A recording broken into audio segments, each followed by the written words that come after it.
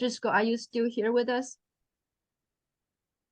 Hi, Echo. Yes, I am still here. Okay, so I think we should move to our discussion session right now. Yeah, I would agree with that. And I know that we're running long on time, so we can try to keep it as efficient as possible. But, I've just been sitting here taking some notes as I've listened to the feedback about this bill, the stress, the feelings of being unwanted. We heard from a military spouse, right? We've heard from people who have lived in Florida for 25 years. We heard about students, people no longer feeling welcomed, the ambiguity, the chilling effect. So there's been a lot talked about tonight. I really wanted to open it up to my lawmakers and just check in. I'll speak for myself in saying the reason why I voted against this bill and I felt so strongly about it is because of some of the reasons raised by Clay, that the bill is very ambiguous. And we knew that it was going to be a problem to define domicile. We knew it was going to be a problem with the criminality of it, right, and the intent. And we knew that it was going to lead to, frankly, discrimination in the enforcement of the bill. Because what are realtors to do? Base it on the appearance of a person? That's not right.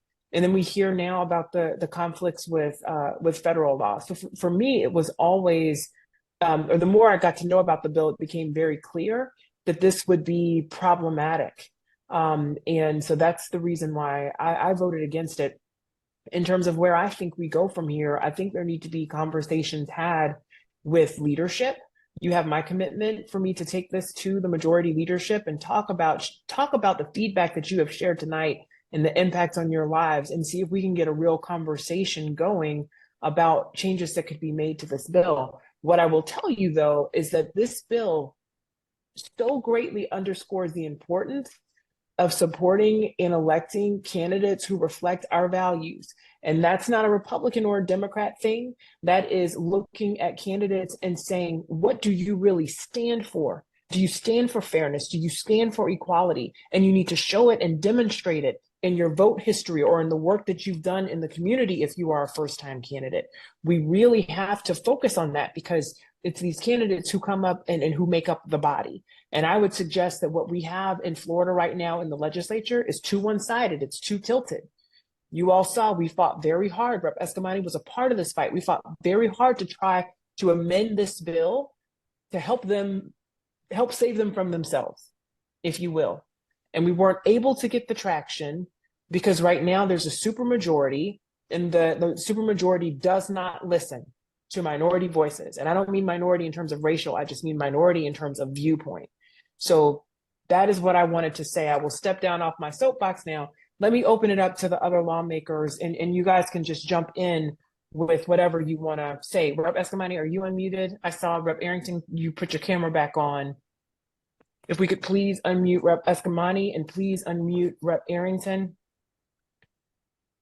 Thank you so much, Leader, for that great summary. And I just want to echo my gratitude as well to all of the speakers today. Such powerful testimony from your lived experiences as individuals directly impacted, but also voices in the business community and legal community. I mean, I just think that's such an incredible, wholehearted painting that you have just created for us of why this policy is bad, why it's not practical.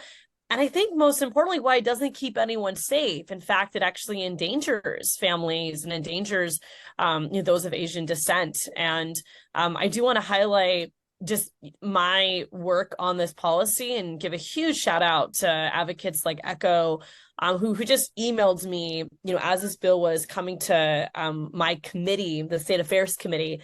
And at the time, there really wasn't any clear opposition to the policy. And it wasn't really until people like Echo started speaking up and coming to Tallahassee that lawmakers started even removing their co-sponsorship from this policy. Because, we have to remember that so much of the rhetoric that is, whether it's those of Chinese descent, or in my case, Iranian descent, so much of it is tied to political rhetoric that isn't always based in reality.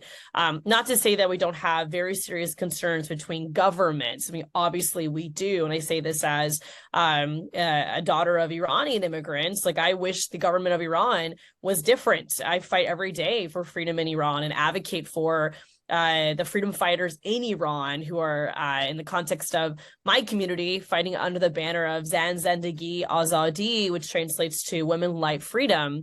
So I also feel, a sense of understanding, right, when it comes to putting into place policies that protect the United States from those who wish to cause us harm. And in particular, I think it is the responsibility of the federal government to do that. What's become clear with this policy is that it was pushed forward based on fear, but it's not actually based in any fact.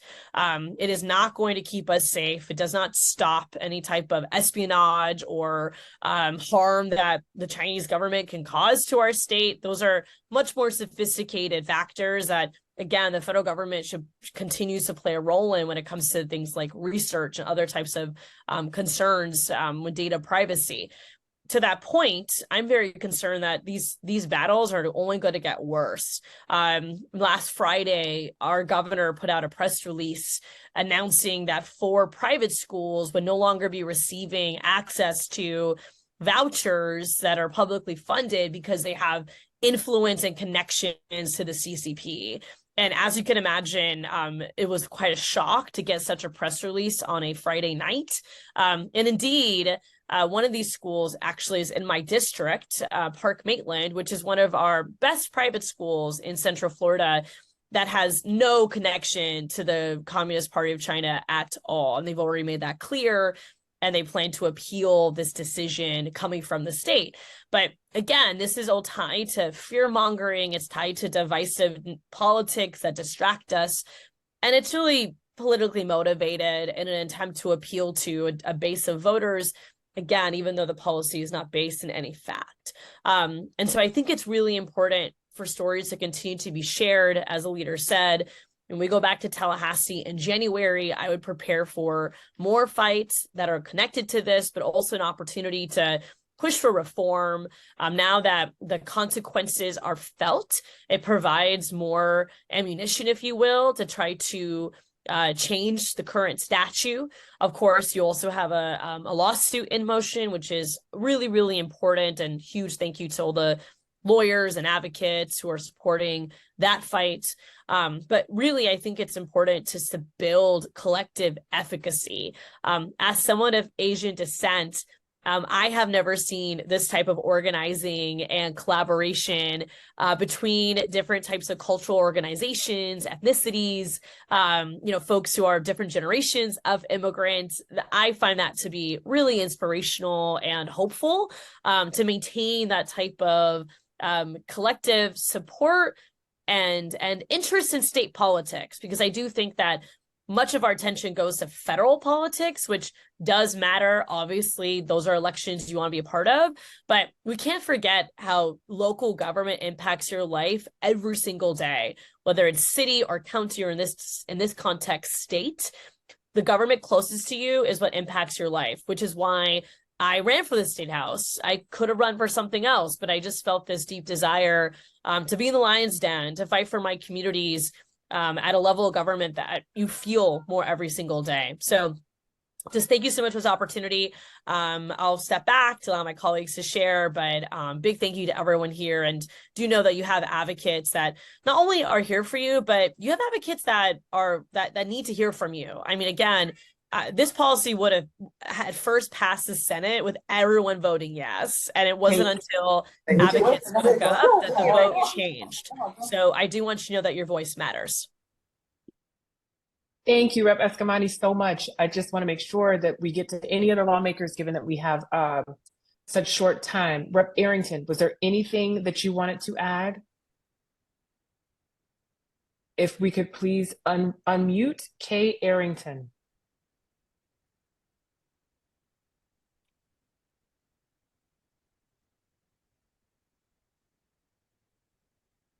We also have Senator Torres and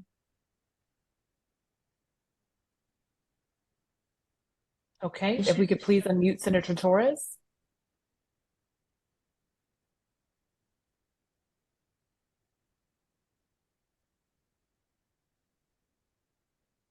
Okay, Kirsten, are you Yeah, we basically Good, good, unmute unmute. all. So we've got Rep. Arrington now. Go, Rep. I am Arrington. unmuted. I'll be very quick. I just want to say thank you to Leader Driscoll too and Rep. Escamani because they are two kind of leading the fight over in the House caucus with Rep. Escamani, seeing it in the State Affairs Committee. And as I said, Leader Driscoll has been great on educating me on the issue. But echo, like, outstanding job as said, but I really think this presentation was so powerful besides the stories, getting that message out. If we can help, I know Rep. Escamani's got all the followers, but if we can help sharing some of those graphics and those images of the maps, just to, let folks know and understand.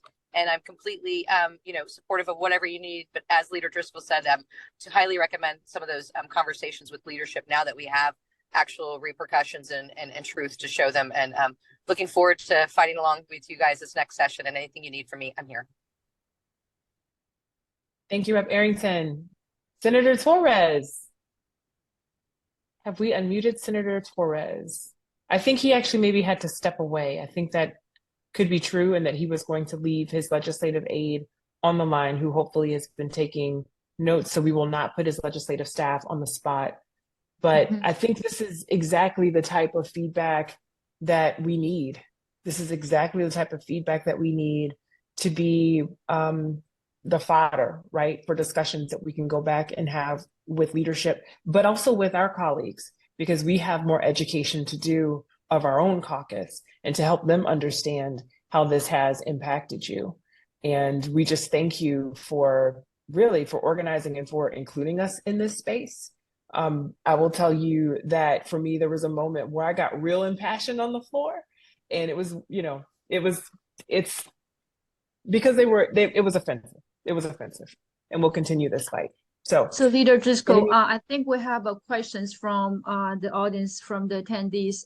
But my first question from myself. We are going back to the session soon, right? And we have committees right now.